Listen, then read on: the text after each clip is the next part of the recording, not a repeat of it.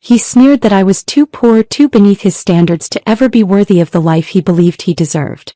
He mocked my dreams and acted like I should feel lucky he chose me. When he pushed me down one time too many, I filed for divorce and walked away. Years later, after his life fell apart, he came back, only to see I'd risen far beyond him. His mother's voice on the phone was ice cold and precise. You were always going to be a poor investment, Sophie. Marcus deserves someone who can actually contribute to his future, not drag him down to your level. I sat alone in the apartment we used to share, divorce papers spread across the coffee table, listening to her explain exactly why I'd never been good enough for her son. Frankly, we're relieved he's finally come to his senses. A social worker. She said it like it was a disease. You have no idea how much explaining we've had to do at the club. Oh, Marcus married a girl whose mother cleaned houses. It's been mortifying. I should have hung up. Should have told her exactly what I thought of her and her country club friends. But I just sat there remembering the night I'd overheard Marcus say almost the exact same things. How I was beneath his standards. How he'd settled when he married down. 5 years later, when his entire world collapsed and he came crawling back, I made sure he understood something clearly. I hadn't been beneath him. He'd been beneath me. But I'm getting ahead of myself. To understand how I got to that phone call, how I ended up sitting alone with divorce papers while my mother-in-law delivered her final judgment, you need to know how it all started. Because once upon a time, Marcus Whitfield made me believe our different worlds didn't matter. He made me believe love could bridge the gap between his country club family and my working-class roots. He made me believe a lot of things that turned out to be lies. I met Marcus 7 years before that phone call, in a dusty campus gymnasium that smelled like old basketballs and donated clothing. It was one of those charity drives where students volunteered for various reasons. Some genuine, most not. I was there because I volunteered at the local shelter every weekend, sorting donations and helping families who reminded me of my own. Marcus was there fulfilling fraternity service hours, dressed in casual wear that probably cost more than my entire monthly food budget. I noticed him immediately because he looked so completely out of place, standing in the middle of donation piles like someone had accidentally dropped him into the wrong world. When the volunteer coordinator assigned us to the same sorting station, I expected awkward silence or condescending small talk. Instead, he made me laugh within 5 minutes. I have no idea what I'm doing, he admitted, holding up a sweater and examining it like it might bite him. Is there a proper folding technique for donated clothes, or do I just wing it? Wing it, I said. The families who need them won't care if the creases are perfect. He grinned at that, and something about his smile felt genuine in a way I wasn't used to from guys who looked like him. We spent the next 2 hours sorting clothes and talking about everything. He asked about my social work major with what seemed like real interest, not the polite tolerance most people showed when I explained I wanted to help foster kids and domestic violence survivors. He told me about his finance major with this self-deprecating humor, joking that he was preparing for a lifetime of making money move around on screens while contributing nothing meaningful to society.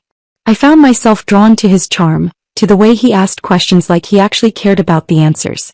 He came from the kind of family that had a lake house they never used anymore, and took annual ski trips to Aspen. I came from a tiny town nobody's heard of, where my dad worked construction until his back gave out and my mom cleaned houses until arthritis made holding a mop unbearable. I got to college on a patchwork of scholarships, federal loans, and working 3 jobs simultaneously. Campus library during weekdays, weekend waitressing at a diner near campus, tutoring whenever I could squeeze it in. I was constantly exhausted, constantly calculating whether I could afford both textbooks and groceries that week. Marcus said my work ethic was inspiring. He said I had this raw authenticity people from his world didn't possess.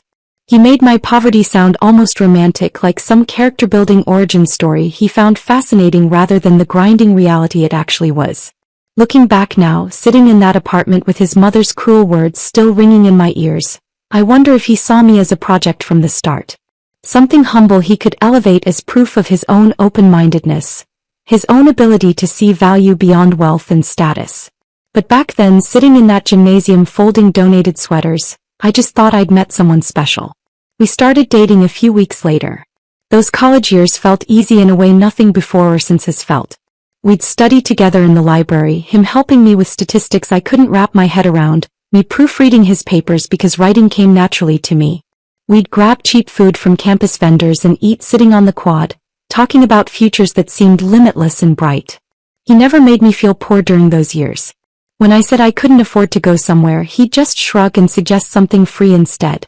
We hiked state park trails, attended free campus concerts, spent weekend afternoons just walking around the city talking about dreams and plans and everything we wanted to build together. I thought that version of Marcus was real. I thought the guy who didn't care about expensive restaurants or designer clothes was who he actually was, not just who he was pretending to be before his real life started. After graduation, our paths diverged in ways that should have warned me, but love makes you ignore warning signs until they're written in neon. I became a social worker, dedicating myself to foster care cases and domestic violence survivors. Work that fulfilled my soul in ways I couldn't explain but barely paid my bills. Marcus joined his father's investment firm with a starting salary that made my annual income look like spare change. The gap between us widened immediately, but I told myself it didn't matter because we loved each other. His parents made their opinions clear from the start. The engagement announcement happened at a country club dinner where I felt completely out of place. I'd worn my nicest dress, the one I saved for job interviews, and still felt underdressed among women in clothes that cost more than my monthly rent. His mother asked what my parents did professionally, her tone making it clear she already knew the answer wouldn't impress her. When I told her about my dad's construction work and my mom's house cleaning, the silence that followed felt like judgment crystallized in the air. His father cleared his throat and changed the subject to Marcus's career trajectory, and I sat there feeling invisible and small. Marcus squeezed my hand under the table and I thought he was showing support. Now I realize he was probably just hoping I wouldn't say anything else embarrassing. We got married in our mid-20s in a ceremony his parents funded and completely controlled. Guest lists full of their country club friends instead of my family. Flowers I didn't choose and colors I didn't pick. A venue that screamed wealth I didn't understand with ice sculptures and a 7-course meal and a string quartet that probably cost more than my parents' annual income. My mom cried during the ceremony. At the time, I thought it was just normal mother of the bride emotion. Looking back, I think she saw what I couldn't, that I was marrying into a family that would never accept me, that would spend years making me feel like I wasn't good enough. We moved into a small apartment his parents owned, paying below market rent that Marcus reminded me about whenever I suggested finding our own place. Why would we pay market rate somewhere else when we have this? He'd say, like I was being unreasonable for wanting independence. Those early years of marriage had a rhythm that somehow worked. He'd come home stressed from office politics and I'd listen while making dinner on our modest budget. I'd come home emotionally drained from separating abused children from their parents or helping terrified women escape violent partners, and he'd order takeout so I didn't have to cook. We fit together in this odd way. His ambition balanced by my groundedness. His connections complementing my compassion. I genuinely thought we were building something real, something that would last. Then Marcus got promoted to senior associate, and everything started shifting in ways I didn't want to see. I celebrated him like it was my own achievement. Made his favorite pasta dish, the one he'd loved since our dating days. Bought him a card that said I was proud of him. He glowed that entire evening talking about corner offices and partnership tracks and futures that sounded bright and limitless. That weekend I suggested we celebrate by hiking this trail I'd been wanting to explore. Free, beautiful, the kind of thing we used to do when we were broke college students finding joy in simple pleasures. The look Marcus gave me made my stomach drop. Why would we go hiking when I just got promoted? He said like I'd suggested something offensive. Let's go somewhere that actually reflects this achievement. Somewhere that matters. We ended up at an overpriced steakhouse where Marcus spent the entire dinner name-dropping colleagues I'd never meet and asking the waiter if he knew who his father was. I sat across from him in my department store dress, watching him perform for invisible judges, and felt the first crack in the foundation of everything I thought we were. He talked about future vacations to places I couldn't afford, designer purchases that seemed unnecessary, networking events that apparently mattered more than the quiet life we'd built. The intensity felt desperate, like he was chasing something he couldn't quite name but needed desperately to catch. I told myself he was just excited. That this was temporary enthusiasm that would settle once the promotion novelty wore off. I had no idea I was watching the beginning of his transformation into someone I wouldn't recognize. Someone who would eventually look at me with contempt and tell his friend I was too poor to understand real ambition. But that night at the steakhouse, watching him perform wealth and status for strangers who didn't care, I felt something shift. Something fundamental. I just didn't know yet that it was the beginning of the end. The shift from excitement to obsession happened so gradually I didn't notice until it had completely consumed him. About 3 months after that steakhouse dinner, Marcus came home from work buzzing with an energy I'd never seen before. He'd been invited to a private meeting with Theodore Carmichael, one of the senior partners at his firm. "This is it, Sophie," he said, pacing our small living room like he couldn't contain himself. "Theodore doesn't meet with junior associates unless he sees potential. This could change everything." I should have been happy for him. Instead, I felt a knot forming in my stomach that I couldn't explain. Theodore Carmichael became the center of Marcus's universe almost overnight. Theodore was everything Marcus wanted to be. The corner office with city views, the brownstone in the neighborhood where old money lived, the wife who looked like she'd stepped out of a Society magazine spread. Theodore drove a car that cost more than most people's houses and vacationed in places I couldn't pronounce. Marcus started talking about Theodore constantly. At dinner, instead of asking about my day, he'd launch into detailed accounts of Theodore's investment strategies. On weekends, he'd watch videos about golf because Theodore played at an exclusive club. He started reading the same financial publications Theodore mentioned, ordering the same wine Theodore preferred, even changing the way he dressed to mirror Theodore's style. It was nauseating watching my husband transform into a fanboy of another man, studying Theodore's life like it was some blueprint for becoming worthy. "Theodore says the key to success is surrounding yourself with quality," Marcus announced one evening, looking around our apartment with this new critical eye that made me uncomfortable. "Quality people, quality things, quality experiences." I was washing dishes from dinner, pasta again because it was cheap and filling, when he said it. I turned off the water and looked at him. "What does that mean?" "It means we need to elevate our standards," he said, gesturing vaguely at our modest furniture. "Look at this place, Sophie. Everything looks so cheap, so starter. How am I supposed to invite colleagues over when we're living like college students?" "We're paying off my student loans," I reminded him, keeping my voice calm. "And saving for a down payment. Remember? The plan we made together." Marcus looked at me like I'd spoken a foreign language. "That plan was from before," he said slowly, like he was explaining something to a child. "Before I understood what real success looks like. Theodore and Vivian's place, you should see it. Real art on the walls. Furniture that makes a statement. Everything curated and intentional. The man I married would have laughed at people who measured their worth by furniture brands. This new Marcus measured everything by Theodore's standards, and I was failing every test. Things got worse when Vivian Carmichael started hosting dinner parties. Elaborate affairs at their brownstone where the guest list read like a who's who of the city's financial elite. Marcus was invited to one, and he came home that night transformed. "We need to do better," he said, walking through our apartment like he was seeing it for the first time. "Why don't we have real art? Why is all our furniture from discount stores? Why does everything look so temporary?"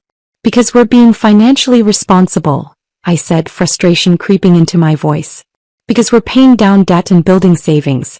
Because we're doing what actual adults do instead of living beyond our means." "You're so small-minded," he shot back, and the venom in his voice made me flinch. This is exactly what Theodore warned me about. People who don't understand ambition will always try to pull you down to their level. I stared at him, genuinely shocked. "Did you just call me small-minded for wanting to be financially responsible?" "I called you small-minded for refusing to see the bigger picture," he said.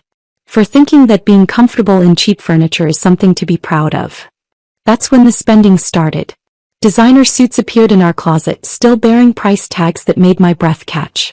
When I asked about them, Marcus waved me off, saying they were investments in his career. Then came the car, a luxury lease with monthly payments that were more than our rent. I discovered it by accident, opening a piece of mail I thought was a utility bill. When I saw the amount, I actually felt dizzy. "Marcus, we can't afford this," I said that evening, holding the lease agreement with shaking hands. "We can't afford not to," he countered. "Image matters in my industry. Theodore drives a similar model. People notice these things." "People notice when you can't pay your bills too," I said, trying to stay calm. "We're already carrying credit card debt. This is going to bury us." That's when he exploded in a way that genuinely frightened me. "You don't understand anything," he shouted, his face red with anger. I'm trying to build something here and you're dragging me down with your poverty mentality.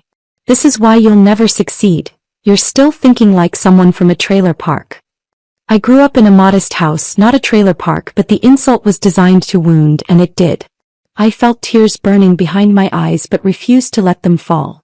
Why salary is the problem? I asked quietly. The salary I earn helping abused children and domestic violence survivors? That's what's wrong here. Your salary is a joke, he said cruelly. You chose a poverty profession and now you expect me to live down to your level. Well, I won't do it. Theodore's right. Sometimes you have to leave people behind who can't keep up. I walked away before I said something I couldn't take back. Locked myself in our bathroom and sat on the floor, listening to him pace in the living room, still angry, still convinced he was right. Over the following weeks, expensive dinners became routine. Places where reservations required connections, where entrees cost more than my weekly grocery budget. Marcus would come home talking about which partners were there, who noticed him, who seemed impressed. Our savings account drained steadily. Credit card balances climbed. I tried multiple times to sit down with him and discuss our actual financial situation, but every conversation became a war. You're just jealous, he'd say. Jealous that I'm succeeding while you're stuck in the same dead-end job. I'm trying to keep us from drowning in debt, I'd reply, but he never listened. Then came the apartment purge. I started noticing things disappearing. Small things at first. The framed photo from our college graduation. The souvenir magnet from our modest honeymoon in the mountains. The thrift store bookshelf we'd spent an afternoon picking out together, laughing about our terrible furniture assembly skills. One day I came home to find our favorite picture missing from the hallway. It was from a hiking trip during our first year of marriage, both of us sweaty and happy and broke, grinning at the camera with a waterfall behind us. I found it shoved in a drawer in the bedroom along with 2 other photos from our early years together. Hidden like evidence of a crime. What happened to our pictures? I asked Marcus that evening. They looked childish, he said dismissively, not even looking up from his phone. I'm trying to make this place look more professional. Vivian says your home should reflect your aspirations, not your history. Our history is what we built together, I said, feeling something break inside me. Those pictures are our life. Those pictures are embarrassing reminders of when we didn't know any better, he corrected. We need to look forward, not backward. The final insult came when he hired an interior designer without telling me. I came home from a particularly brutal day at work. I'd had to remove 3 children from a home where they weren't safe, and I was emotionally exhausted, to find a stranger in our apartment measuring walls and making notes. Who are you? I asked, confused. Melissa Hartwell, she said, extending a perfectly manicured hand. Marcus hired me to help elevate the space. Give it a more sophisticated aesthetic. She walked through our apartment with barely concealed disgust, suggesting we needed to replace essentially everything we owned. Marcus followed her around, nodding enthusiastically, agreeing with every criticism. These pieces are very starter home, Melissa said, gesturing at our couch. For someone in Marcus's position, we need furniture that makes a statement. Pieces with provenance. I watched strangers dismiss everything I'd carefully chosen, every small piece of our history together, and Marcus just nodded along like he agreed our entire past was something to be ashamed of. The day he suggested we get rid of our wedding album because the venue wasn't impressive enough, was the day I realized something fundamental. Marcus wasn't just changing. He was trying to erase the version of himself that had loved someone like me. He was rewriting our entire history to fit the narrative Theodore Carmichael had sold him about what success should look like. And I was the biggest obstacle to that fantasy. I should have seen it coming. The signs were everywhere. The designer clothes, the erased photos, the constant criticism. But somehow I still believed we could find our way back to who we used to be. That belief died on a Wednesday night in late September. I'd been working late on a crisis case. A 15-year-old girl named Maya had been removed from her home after her stepfather's arrest for abuse. The paperwork couldn't wait because her emergency placement depended on me filing the right forms before midnight. By the time I finished, my eyes burned from staring at the computer screen and my stomach was growling because I'd skipped dinner. I got home around 9, exhausted and hungry, expecting to find Marcus asleep or watching television. The apartment was dark except for a light coming from our bedroom. I heard his voice before I even put my bag down. sharp and animated in a way that made me pause in the hallway. He was on the phone, pacing based on the sound of his footsteps. His tone carried that false confidence he used with his finance buddies, the voice that was slightly louder and more aggressive than his normal speaking voice. I wasn't trying to eavesdrop. I was just standing there, keys still in my hand, about to announce I was home. Then I heard my name. I'm serious, Jason. I think I made a massive mistake marrying her. My body went completely still. The keys in my hand suddenly felt impossibly heavy. She's got this poverty mindset I can't break through, Marcus continued, his voice dripping with contempt. No ambition beyond her social worker salary. No understanding of image or presentation. Theodore keeps asking why I'm still with someone so beneath my potential, and honestly, I'm starting to wonder the same thing. I should have walked away. Should have left the apartment, given myself time to process what I was hearing. But my feet wouldn't move. Everyone at the firm has wives who add value to their careers, he said, and I could hear the sneer in his voice. Sophie detracts from mine. She doesn't network. She doesn't impress anyone. She shows up to events looking like she works at a nonprofit, which I guess she does, but still. He laughed. This cold, cruel sound I'd never heard from him before. Honestly, I could have done so much better. I just didn't realize it until I saw what was actually possible. My dad's right, she's a career liability. I can't build the life I want with someone who thinks shopping at Costco is a personality trait. That word, beneath, hung in the air like poison. Yeah, I'm thinking about it, Marcus said, responding to something Jason must have asked. Getting out, I mean. I just need to figure out the timing so it doesn't hurt me politically at the firm.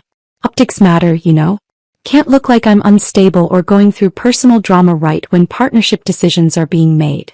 He was planning our divorce like a business transaction, calculating the best timing to discard me without damaging his precious career. I must have made some sound, a sharp intake of breath, a movement, because Marcus suddenly turned and saw me standing in the hallway. His face went completely white. I have to call you back, he said quickly, hanging up without waiting for Jason's response. We stared at each other across the distance of our bedroom. The silence felt heavy enough to crush me. How much did you hear? Marcus asked finally, his voice careful and controlled. All of it, I said. My voice came out steadier than I felt. He didn't apologize. Didn't scramble to explain or take back the cruelty I'd just heard. Instead, he straightened his shoulders like he was preparing for a performance review, composing himself. Sophie, you have to understand. Don't, I interrupted, my voice sharp. Don't you dare try to rationalize what you just said. I'm under a lot of pressure at work, he started, like that explained everything. You called me a career liability, I said, each word deliberate. You said I'm beneath your potential. You're planning our divorce based on what looks best for your career. His jaw tightened. I watched something shift in his expression, the mask dropping, the real contempt showing through. Because you are, he exploded, all pretense of calm vanishing. Look at you, Sophie. You're still working a job that barely pays anything, still acting like being humble is some kind of virtue. I'm trying to build something here, and you're dragging me down with your poverty mentality. The cruelty in his voice was almost clinical, like he'd been practicing this speech in his head for months, just waiting for permission to deliver it. I've supported you through everything, I said, my voice shaking now. Every promotion, every networking event, every time your parents made me feel like garbage, I stayed. I believed in us. There is no us, Marcus said flatly. There's me trying to succeed and you refusing to evolve. You're still the same girl from that nowhere town and you always will be. I need someone who can actually contribute to my future, not anchor me to mediocrity. That was the moment something inside me crystallized. Not heartbreak exactly, but clarity sharp as broken glass. I'd been making myself smaller for this man, apologizing for my background, my career, my values. Trying desperately to become whatever version he wanted while he systematically destroyed everything I was. And he still thought I wasn't good enough. Then let's make this simple, I said, my voice calm now. I want a divorce. Marcus actually blinked, genuine surprise crossing his face. He'd expected tears. Expected begging. Expected me to promise I'd change, that I'd be better, that I'd somehow meet his impossible standards. You're serious? He asked. Completely. For the first time in months, I saw uncertainty flicker across his features. Like he'd expected to control this narrative and I'd just rewritten the entire script. Fine, he finally said, trying to sound indifferent and failing. If that's what you want. It is. He grabbed his jacket from the chair, movements jerky and agitated. I'll stay at my parents' place while we figure out the details. Good. He paused at the door and for one brief moment I thought he might apologize. Might recognize what he was losing, what he'd destroyed. Instead he said, "You'll regret this, Sophie. You have no idea how much I was carrying us." I didn't respond. Didn't give him the satisfaction of a reaction. The door closed behind him and I stood alone in our apartment. The panic I expected didn't come. The tears I thought would drown me stayed locked away. Instead I felt something I hadn't felt in over a year. Relief. The next few weeks revealed exactly what Marcus's family thought of me. His father hired some shark attorney who tried to paint me as a gold digger taking advantage of Marcus's success. The irony would have been funny if it wasn't so insulting. We had virtually nothing worth fighting over. No house. No significant savings. Just my student debt and his luxury car lease he couldn't actually afford. His mother called me 3 days after Marcus moved out. Not to ask if I was okay, not to express any concern for my well-being. Just to deliver her verdict. That's when she told me I was a poor investment. That I'd always been too beneath their family's standards. That they were relieved Marcus had finally come to his senses. His father sent an email that was somehow even worse. Cold, businesslike, explaining that I'd always been a liability to Marcus's career trajectory and he was better off cutting his losses early. Even Marcus's brother stopped returning my texts. The whole family closed ranks, rewriting our history to make Marcus the victim and me the opportunist who'd trapped their golden boy. The lawyer meetings were humiliating. Sitting across from Marcus while his attorney suggested I'd manipulated a naive young man, that I'd used marriage to access his family's wealth. Never mind that I'd worked throughout our marriage. Never mind that I'd been the one actually managing our budget while Marcus spent recklessly on cars and clothes and dinners we couldn't afford. They wanted to paint me as the villain in a story where I'd been nothing but supportive. I kept the thrift store furniture. The pieces Marcus had been so ashamed of. He kept his fragile ego and his family's approval. When I finally signed the divorce papers and walked out of that lawyer's office, I felt lighter than I had in years. I was done shrinking for people who would never see my worth. And I was ready to start rebuilding my life from scratch. The studio apartment I found was in a building that had seen better days. Probably in the 1970s. The elevator broke at least once a month, leaving me to haul groceries up 4 flights of stairs. The walls were so thin I could hear my neighbor's television through the plaster, could track their entire evening routine by sound alone. The place smelled like old carpet and whatever my downstairs neighbor was cooking, which seemed to be cabbage at least 3 nights a week. My bed was literally 10 feet from my stove. I could lie down and see my entire life in one glance. My social work salary barely covered rent and loan payments. After those 2 expenses I had maybe $300 left for everything else. Groceries, utilities, transportation, everything. I learned to get creative fast. I ate a lot of rice and canned beans. Pasta when I could afford it. I learned which grocery stores marked down their produce on which days and planned my shopping accordingly. The same 5 outfits rotated through my week until the fabric started wearing thin at the elbows and knees. I walked to work when the weather allowed, saving bus fare for rainy days. Some nights I sat on the fire escape, the one luxury of the apartment, a narrow metal platform overlooking an alley, and watched the city move below me. On those nights I'd wonder if I'd made the right choice. If struggling alone was really better than being financially comfortable with Marcus. Then I'd remember his voice on that phone call. The word beneath, delivered with such casual cruelty. The way he'd laughed about me with his friend like I was a mistake he needed to correct. And I'd know I couldn't go back even if I wanted to. Marcus never understood something fundamental about me. I wasn't afraid of struggling. I grew up struggling. I knew how to survive on almost nothing and still wake up with purpose. What I didn't have during our marriage was freedom. Freedom to make my own choices without being criticized for every decision. Freedom to invest in my actual dreams instead of funding his image. Freedom to exist without constant judgment about whether I was good enough, polished enough, wealthy enough. Living in that tiny studio apartment with thin walls and old carpet, I was poor. But I was free. And that freedom was worth more than anything Marcus's money could have bought. 3 months after the divorce was finalized, I did something Marcus would have mocked mercilessly. I enrolled in graduate school. Part-time program in nonprofit management and public policy. I paid for it with a patchwork of scholarships I applied for obsessively, additional student loans that made me nauseous to sign, and picking up extra shifts wherever I could find them. My schedule became absolutely brutal. I worked full days at the child welfare agency, left at 5, grabbed whatever food I could eat quickly, and made it to class by 6:30 twice a week. The other nights I studied during my lunch breaks, wrote papers at midnight, survived on coffee and stubborn pride. My classmates were mostly younger, fresh out of undergrad with energy I had to manufacture through sheer willpower. They talk about their career plans with this optimistic enthusiasm that made me feel ancient at 29. I was the oldest student in most of my classes. The one who asked practical questions instead of theoretical ones. The one who connected every lecture to real cases I'd actually handled, to families I'd actually tried to help, to systems I'd watched fail people over and over. My professors noticed fast. Dr. Ramirez, who taught nonprofit leadership, started asking me to present case studies in class. To share real examples of what worked and what didn't in the field. Professor Klein invited me to contribute to his research project on trauma-informed care practices. I was exhausted constantly. Some mornings I woke up and genuinely didn't know how I'd make it through the day. But I was also alive in a way I hadn't been in years.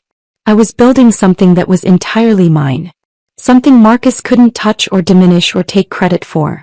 Some nights I fell asleep on my textbooks, woke up with ink smudged on my face from where my cheek had pressed against the pages. I'd stumble to the bathroom and catch sight of myself in the mirror. Hair a mess, mascara smudged, looking absolutely nothing like the polished wife Marcus had wanted. And I'd smile. Because I was becoming something better. Someone with actual expertise. Real credentials. Growing respect in my field. The climb was gradual and often discouraging. Small victories mixed with setbacks that sometimes felt overwhelming. I got promoted to senior caseworker about 8 months after the divorce. It came with more responsibility but barely any increase in pay, maybe $50 more per paycheck. But it meant something. It meant my supervisors recognized my work. I started presenting at local conferences on trauma-informed care. Just small workshops at first, maybe 20 people in a hotel conference room. But I was building a reputation among people who actually valued the work I did, who understood that helping vulnerable families mattered. A nonprofit director named Janet Morse approached me after one of my presentations.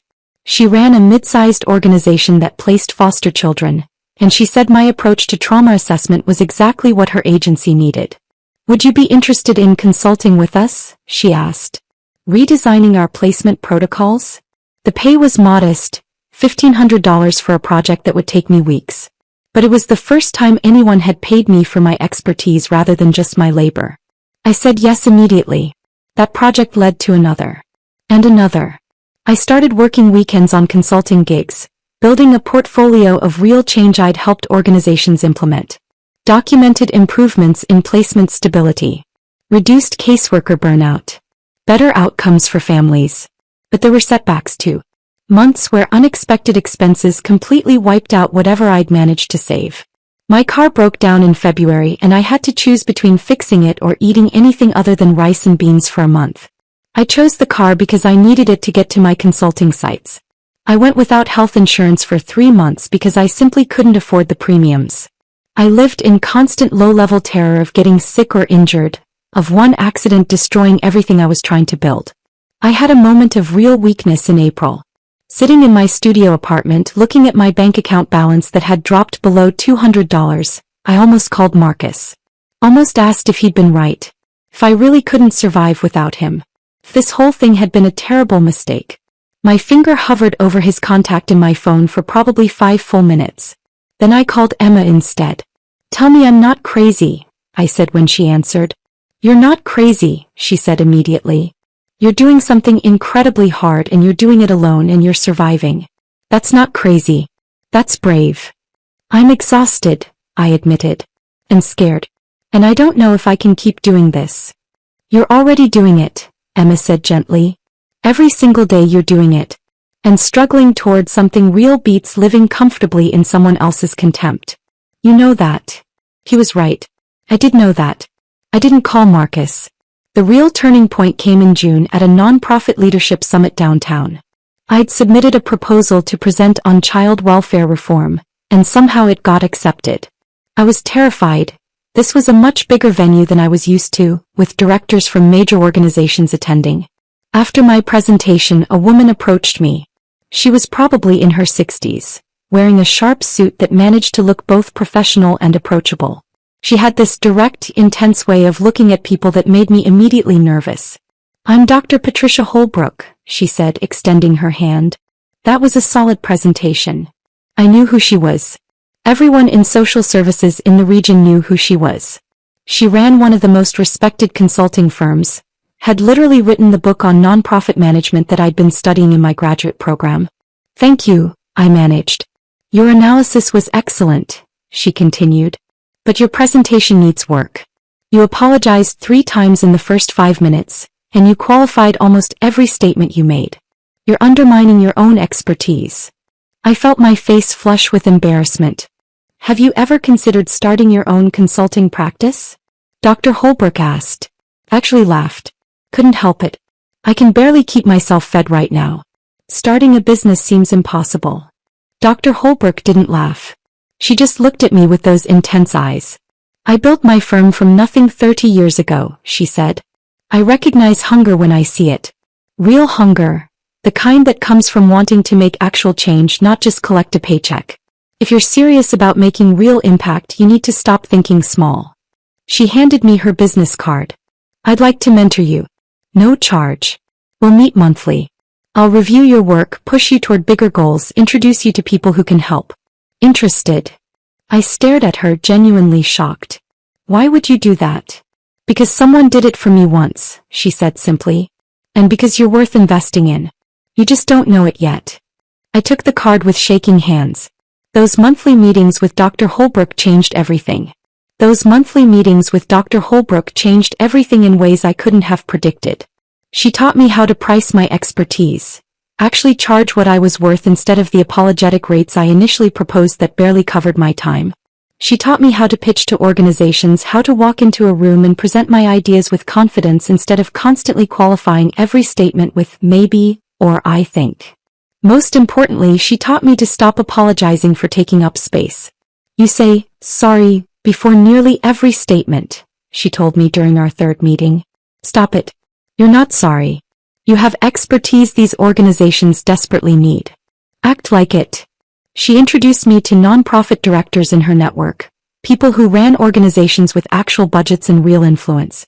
She'd send emails saying simply, "Sophie Jennings is brilliant. Hire her." And they did. The consulting work grew steadily.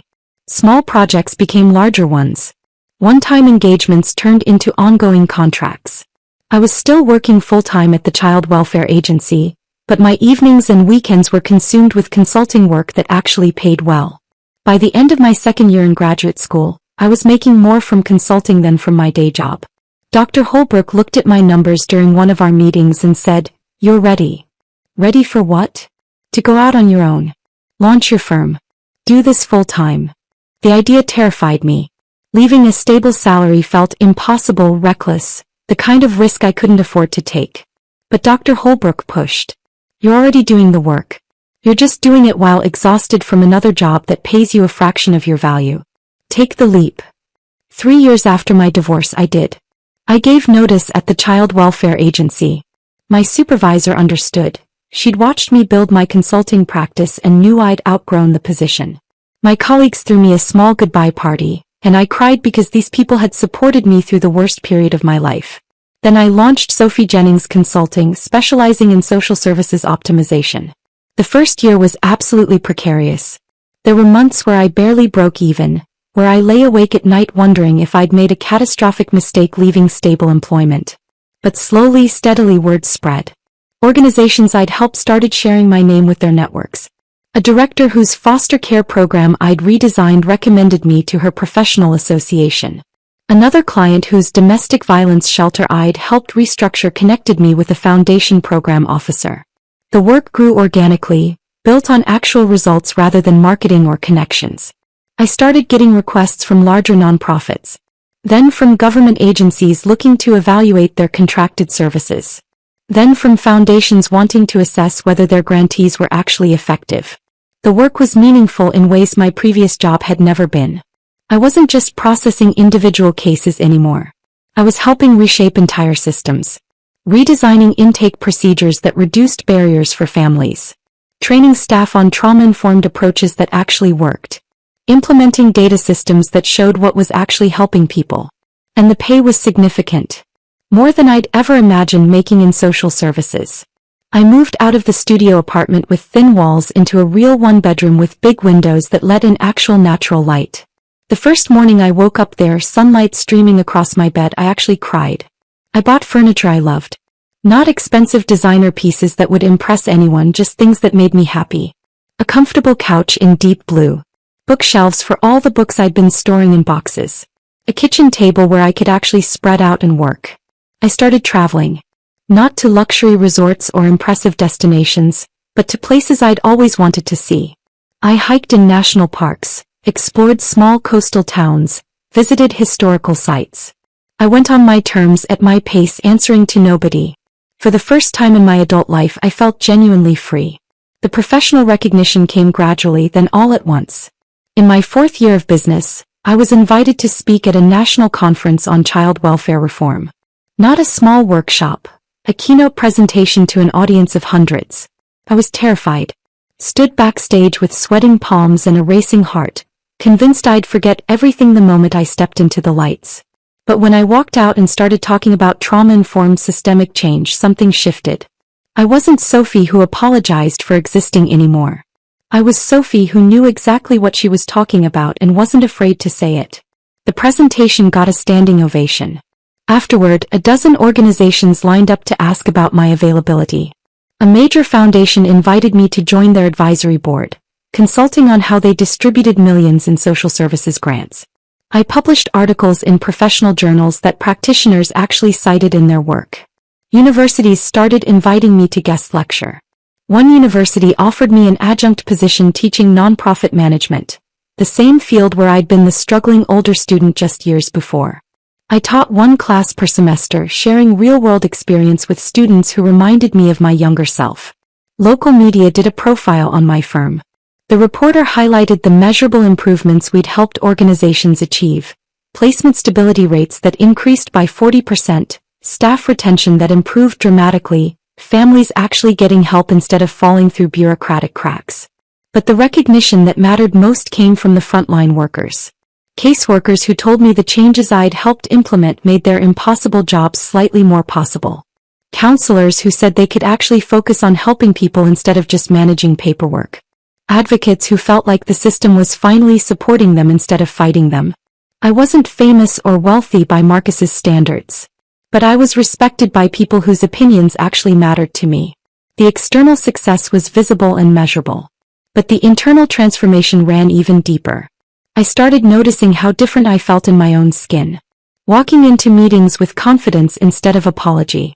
Stating my rates without flinching or immediately offering a discount. Disagreeing with powerful people when I knew I was right. I stopped monitoring every word for potential criticism. Stopped shrinking to make others comfortable. Stopped apologizing for taking up space in rooms where I'd earned my seat. I joined a gym, not to achieve some ideal body that would make me more acceptable, but because I wanted to feel strong. And I did feel strong physically and emotionally. I could see the difference in how I carried myself, how I moved through the world. I cut my hair short in a style Marcus would have absolutely hated. He'd always insisted I keep it long, said short hair on women wasn't feminine. I loved it. Felt like myself for the first time in years. I wore clothes that felt authentic to who I was. Professional but real, competent without performing wealth I didn't actually have or want. I started saying no to things that didn't serve me. Opportunities that looked impressive but felt wrong. People who wanted my expertise for free. Relationships that required me to be smaller than I was. And I started saying yes to things that scared me. Speaking engagements that felt too big. Projects that stretched my abilities. Opportunities that forced me to grow. I dated occasionally. Nothing serious yet, but enough to remember what it felt like to be with men who appreciated strength instead of feeling threatened by it. Men who asked about my work with genuine interest instead of dismissing it as depressing. Men who saw me as an equal instead of a liability. The most profound change was entirely internal. I stopped waiting for permission to value myself. I stopped needing external validation to know I was enough. Stopped measuring my worth by other people's standards. Stopped believing that anyone else's opinion of me mattered more than my own. Emma visited my apartment on a Saturday in October, almost exactly 5 years after my divorce. She walked through rooms filled with light, looked at furniture I'd chosen myself, saw the framed degrees and professional awards on my walls. She actually teared up. "What?" I asked, concerned. "Nothing bad," she said quickly, wiping her eyes. "Just, look at this place, Sophie. Look at your life. Do you even realize what you've done?" We made dinner together that night. Real food, ingredients I'd bought because I wanted them, not because they were on sale. We drank wine I'd chosen because I liked it, not because it was the cheapest option. "You've become everything he said you couldn't be," Emma said, raising her glass. "And you did it completely on your own." I hadn't thought about it in exactly those terms, but she was right. Marcus had said I had no ambition beyond my social worker salary. I'd built a successful consulting firm that employed 6 people and served clients across 3 states. He'd said I didn't understand image or presentation.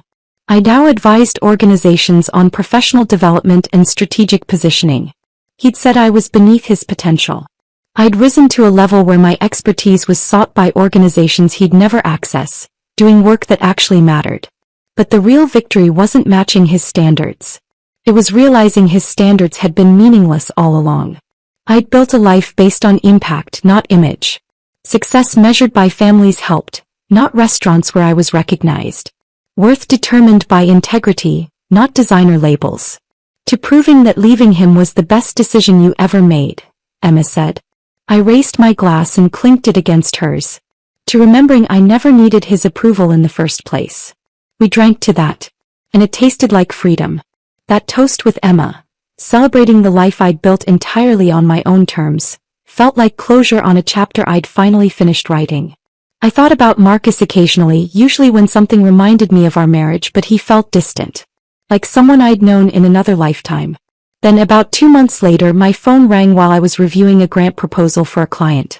The name on the screen made me pause. Jessica Morrison, a friend from college I hadn't spoken to in over a year. "Sophie," she said when I answered, her voice carrying that breathless quality of someone with juicy gossip. "I have news about Marcus. Thought you'd want to know." My stomach tightened reflexively, but I kept my voice neutral. "Okay. Theodore Carmichael got arrested." I sat up straighter. "What?" "Federal investigators," Jessica continued, clearly enjoying this. "Massive securities fraud scheme. Theodore had been running this sophisticated operation for years, defrauding investors of millions. It all came crashing down last week." I processed this information slowly. Theodore, the man Marcus had worshipped, the idol he'd reshaped his entire life to emulate, was a criminal. "The whole firm's imploding," Jessica went on. "The investigation expanded to include other senior partners. They're declaring bankruptcy. Mass layoffs. And Marcus," she paused for effect. "Marcus was on the list." "He lost his job," I said, not quite a question. "Fired without severance, without references. His entire career trajectory just destroyed because he tied himself so completely to Theodore. He posted this vague thing on social media about unexpected transitions and exciting new opportunities, but everyone knows it's over for him. I should have felt something, satisfaction maybe, or vindication.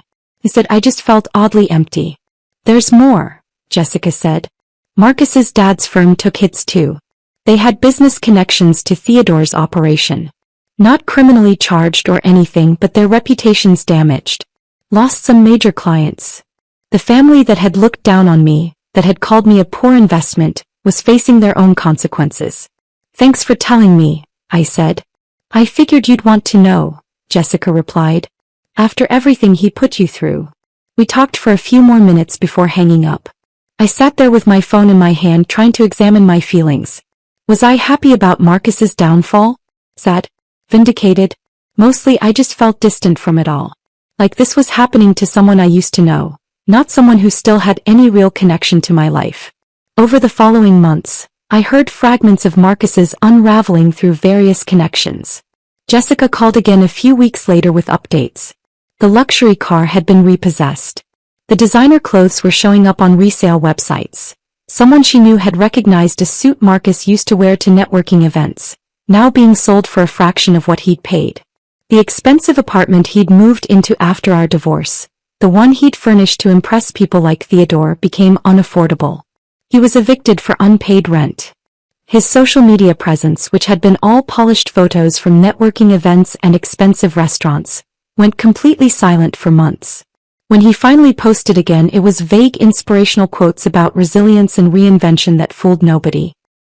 He moved back in with his parents, Jessica reported during one of her update calls. But apparently that's not going well. They're furious with him. Why? I asked despite myself. They blame him for not seeing Theodore's fraud coming. For being too starstruck to question his mentor. For embarrassing the family with his failed career. Classic Whitfield behavior. Never their fault, always someone else's. I thought about his mother's phone call during our divorce. The ice in her voice when she called me a poor investment. Wondered if she saw the irony now. Marcus eventually moved out of his parents' place into a sublet in Queens. Working contract finance gigs that paid a fraction of his former salary. Taking whatever work he could find while his professional reputation remained tainted by association with the scandal. A former colleague of Marcus's, someone I'd met a few times at firm events, reached out via email. He said Marcus was going through a difficult time, and asked if I knew, implying I should feel some obligation to check on my ex-husband. I responded politely that I hoped Marcus figured things out, but that I wasn't the appropriate person to offer support. Another mutual friend mentioned seeing Marcus at a coffee shop in Midtown, looking worn down and older than his years, working on a laptop with the desperate energy of someone trying to rebuild from nothing. He looked rough, the friend said. Like he'd aged 10 years. Jessica reported that Marcus had been reaching out to people from our college days trying to reconnect. Presumably networking for opportunities, trying to rebuild connections he'd abandoned when they weren't useful to his climb. He asked about you, she said during one call. My hand tightened on the phone. What did he ask? What you were doing now? Whether you'd remarried. If you were still doing social work. Jessica's tone made it clear she'd caught the condescension in that last question. The phrasing told me everything I needed to know. Marcus couldn't imagine I'd succeeded without him. Couldn't conceive that the wife he'd deemed beneath his potential had actually risen while he fell. He still thought of me as the struggling social worker he'd left behind. Had no idea I'd built something far more successful than he'd ever achieved. I felt no satisfaction in his suffering. But I felt no sympathy either. He'd built his entire identity on impressing people who didn't care about him. Measured his worth by metrics that proved completely meaningless when tested. Chosen image over substance, status over character, Theodore's approval over his own integrity. Now he was facing the consequences of those choices. During one of my monthly meetings with Dr. Holbrook, I mentioned Marcus's situation. I expected her to say something about karma or justice, about him getting what he deserved. Instead she said something that shifted my entire perspective. His fall isn't your victory, Sophie. I looked at her surprised. Your victory happened the moment you chose to build something real instead of chasing his approval, she continued. His circumstances now are just proof that the life he wanted was always unsustainable. She leaned back in her chair, studying me with those intense eyes that never missed anything. People like Marcus and Theodore build castles on sand. Impressive from a distance but no foundation to weather storms. The real test of success isn't whether you can climb when everything's going well. It's whether you've built something sustainable enough to weather inevitable challenges. I thought about my firm, my reputation, my relationships. All built on actual value. On helping people. On expertise earned through real struggle. Your work can't be taken away by market crashes or scandal or shifting social circles, Dr. Holbrook said. Because it's built on substance. On real impact. That's the difference between you and him. She paused, then added more gently, he'll probably reach out eventually. Men like him often circle back to women they discarded when their new lives fall apart. I won't respond, I said immediately. Good. But when it happens, remember clearly who you've become and what you've overcome. Your success was never about proving him wrong. It was about proving to yourself that you never needed his validation in the first place. I nodded, feeling something settle inside me. Marcus's downfall wasn't my victory because I'd already won. Not by watching him fall, but by building something real while he was too busy performing success to actually achieve it. I went back to my work, to my clients, to the life I'd created from absolutely nothing. And I waited, knowing Dr. Holbrook was probably right. Eventually Marcus would reach out. And when he did, I'd be ready. Dr. Holbrook was right. 6 months after I first heard about Marcus's downfall, the message came. I was reviewing a contract proposal when my phone buzzed with a LinkedIn notification. I almost ignored it. I got dozens of connection requests and messages daily from people wanting to network or pitch their services. But the name stopped me cold. Marcus Whitfield. My stomach clenched involuntarily, muscle memory from years of anxiety around him. I opened the message. Sophie, I hope you're well. I know it's been a long time. I've been going through some changes and would really appreciate the chance to talk. Coffee sometime? Marcus. Professional. Distant.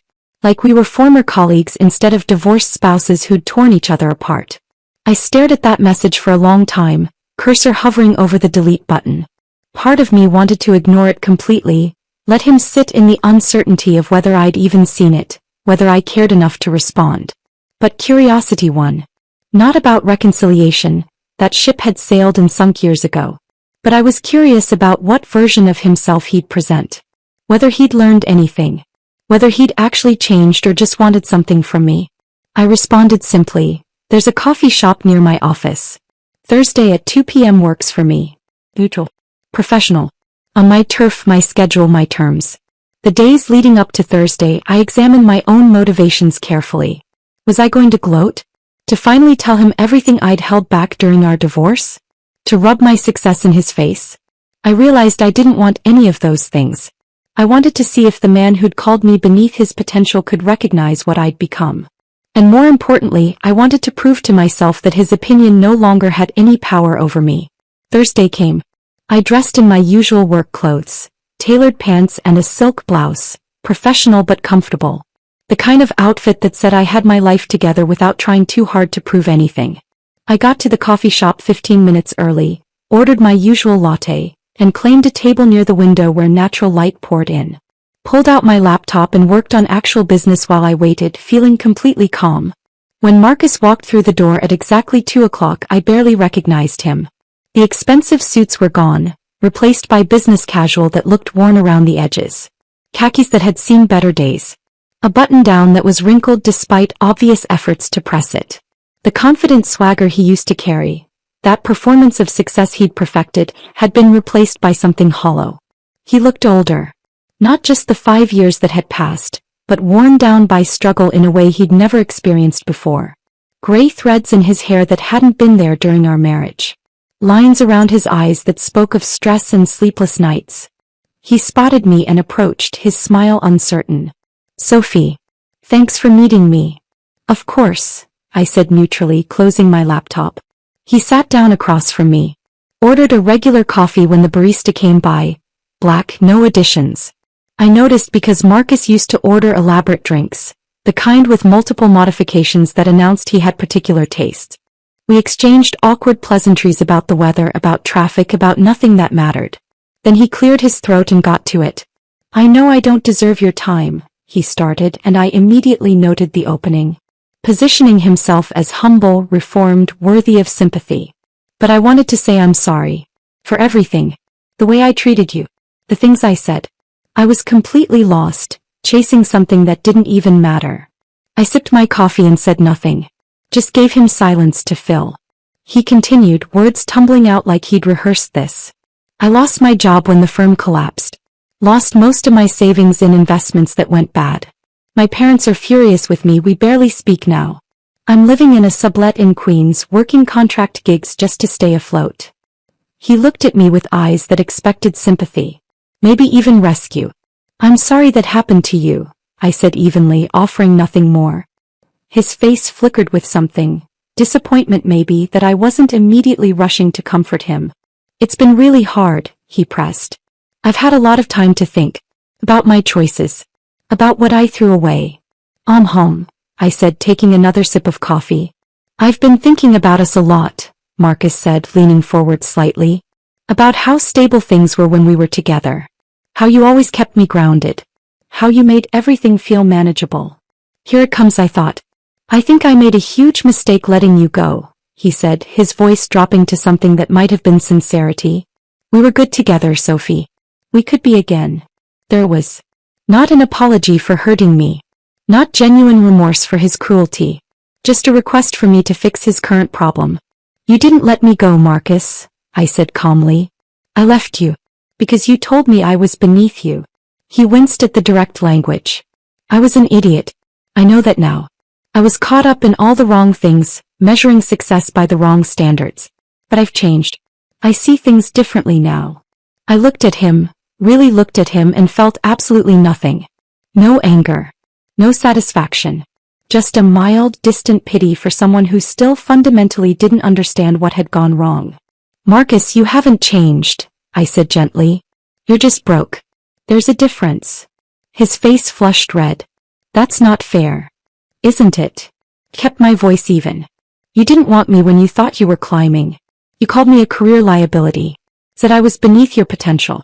Now that you've fallen, suddenly you remember I exist? That's not growth. That's desperation. I'm trying to apologize. I don't need your apology, I interrupted, still gentle but firm. I needed it 5 years ago when you were telling your friend I dragged you down with my poverty mentality. No. I'm good. So that's it. His voice rose slightly, desperation creeping in. You're just going to act like everything's perfect for you now? I smiled and I meant it. I'm not acting. My life is good, Marcus. I have work I love. Financial stability. Peace. I built all of that after you told me I was too poor to understand real ambition. I watched realization cross his face. The understanding that I wasn't the same woman he'd left behind. That I had grown far beyond the version of me he thought he knew. What are you doing now? He asked, and I heard genuine curiosity mixed with disbelief. I run my own consulting firm. We work with nonprofits and government agencies on social services optimization. It's meaningful work and it pays well. His eyes widened slightly. I could see him processing this, trying to reconcile it with his mental image of me struggling alone. That's great, he said, stumbling over the words. Really? I'm happy for you. But his eyes said something different. They said he'd expected to find me struggling, that some part of him had needed me to be worse off without him. Do you ever think about what we could have built together? He tried one more angle. If we'd both tried harder? And there it was, rewriting history again. Pretending our marriage failed from mutual neglect rather than his contempt. We didn't both fail, Marcus, I said clearly. You decided I wasn't good enough for the life you wanted. You chose Theodore's approval over our marriage. You called me beneath you. I paused. I chose not to spend my life shrinking for someone who couldn't see my worth. I stood up, gathering my laptop and bag, ending the meeting on my terms. I genuinely hope you figure things out, Marcus. I mean that. But I can't be part of that process. As I walked toward the door, he called after me, I really am sorry, Sophie. For all of it. I paused, looked back at him sitting alone at that coffee shop table, looking smaller than I'd ever seen him. I believe you are, I said. I hope you find what you're looking for. Then I walked out into the bright afternoon, feeling lighter with every step. I'd faced the man who once made me feel worthless, and I'd felt nothing but peace. That more than anything else told me I'd truly moved on. Walking out of that coffee shop, leaving Marcus sitting alone with his regrets and his desperation, I felt something settle into place. A final piece of closure I hadn't realized I still needed. I didn't go back to my office right away. Instead I walked. Just wandered through the city for a while, letting the afternoon sun warm my face. Watching people rush past with their own stories and struggles and triumphs. I thought about the woman I'd been 7 years ago. The one who'd stood in the hallway of that cramped apartment, listening to her husband call her beneath his potential. The one who'd sat alone signing divorce papers while his mother delivered her ice-cold verdict about being a poor investment. That woman felt like someone I used to know. Someone I cared about and felt protective of, but not someone I was anymore. My life now is built on foundations Marcus never understood existed. I run a consulting firm that employs 6 people, all women from working-class backgrounds who remind me of younger versions of myself. Women who were told social work was a poverty profession, that caring about people wouldn't pay the bills, that they should choose more practical careers. We work with nonprofits across 3 states, helping them redesign programs to actually serve people instead of just checking bureaucratic boxes. Last year, we helped implement trauma-informed practices in foster care agencies across 2 counties.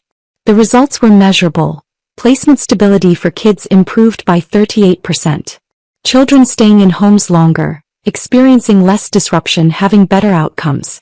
We redesigned a domestic violence shelter's intake process that increased survivor retention by 40%. Women who used to fall through the cracks were now getting help, staying safe, rebuilding their lives. We trained caseworkers in 3 counties on approaches that reduced their burnout rates and improved family outcomes. People who were ready to quit the field entirely found renewed purpose and better tools to actually help. The work is meaningful in ways Marcus's finance career never was. We can point to specific children who stayed in stable placements longer. Specific families who got help instead of falling through systemic cracks. Specific people whose lives are tangibly better because of our expertise. My income is substantial enough that I don't worry anymore. Not about rent or groceries or unexpected expenses. I have savings that actually grow instead of drain. Retirement accounts. Health insurance without gaps. Stability I built entirely on my own. I live in an apartment I'm genuinely proud of. Big windows that let in natural light. Furniture that reflects my taste rather than someone else's judgment. Books everywhere because I love reading. Plants that somehow I manage to keep alive. Space that feels like home instead of performance. I travel when I want. Nothing extravagant, but to places I've dreamed of seeing. I spent a week hiking in Utah last spring. Visited Portland in the fall just because I'd always wanted to see it. Planning a trip to the North Carolina coast next month. I'm building the life Marcus said I was too limited to imagine. And I'm doing it without him, without his approval, without his validation. I've taken on Dr. Holbrook's role for younger women entering the field. 3 graduate students currently work with me as paid interns. Not exploited free labor, but actual paid positions where they learn consulting skills while getting exposed to work that matters. I mentor women from backgrounds like mine. First-generation college students who are working multiple jobs to stay in school. Scholarship kids who know the weight of being the first in their family to get a degree. Daughters of construction workers and house cleaners and factory workers who were told their compassion wouldn't translate into a career. I teach them what Dr. Holbrook taught me. That compassion is expertise. That helping people is valuable work. That they can build sustainable careers doing meaningful things. One of my former interns, Maria, just launched her own practice specializing in immigrant family services. Another, Keisha, got hired to direct a major nonprofit's children's division at age 27. A third, Jennifer, is pursuing her doctorate researching trauma-informed policy at the state level. When they thank me, when they tell me I changed their trajectory, I think about the version of myself that Marcus tried to diminish. The woman he said had no ambition beyond her social worker salary. I'm building something that will outlast me. Not a legacy of impressive dinner parties or designer clothes or the right restaurant reservations. But actual improvement in how we serve vulnerable people. And a generation of practitioners who know their worth isn't measured by others' approval. The personal transformation runs even deeper than professional success. I have relationships now built on mutual respect instead of performance. Friends who value who I am, not what I can offer them or how I make them look. People who show up when things are hard, not just when it's convenient. I date occasionally. Nothing serious yet, but I've learned what it feels like to be with men who appreciate strength instead of feeling threatened by it. Men who ask about my work with genuine interest instead of dismissing it as depressing. Men who see me as an equal instead of a liability. I've reconnected with parts of myself I'd abandoned during my marriage. I volunteer again at the same shelter where Marcus and I first met, sorting donations and helping families. Not for resume building or networking, but because it reminds me why this work matters. I read for pleasure now instead of just professional development. Fiction that takes me to other worlds. Poetry that makes me feel things. Memoirs that remind me everyone's carrying their own weight. I laugh more. Worry less. Sleep better. I look at old photos from my marriage sometimes. The ones I rescued from that drawer where Marcus had hidden them. I barely recognize that woman who made herself smaller to fit his shrinking vision of who I should be. But I'm not angry at her. I'm grateful she found the strength to leave. The apartment where I overheard Marcus call me beneath his potential is gone, replaced by a home that's entirely mine. The person who believed his assessment of my worth is gone too, replaced by someone who knows her value comes from within. Marcus is a chapter in my life now. A painful one that taught me exactly who I never want to be and what I never want to accept. I don't hate him. I genuinely don't. I don't need him to fail. His suffering gives me no joy. If he somehow turned his life around tomorrow, it would cause me no pain. He simply doesn't occupy space in my emotional life anymore. When I think about our marriage, I mostly feel sad for the years I wasted trying to be enough for someone who was determined to find me lacking. But I'm grateful too.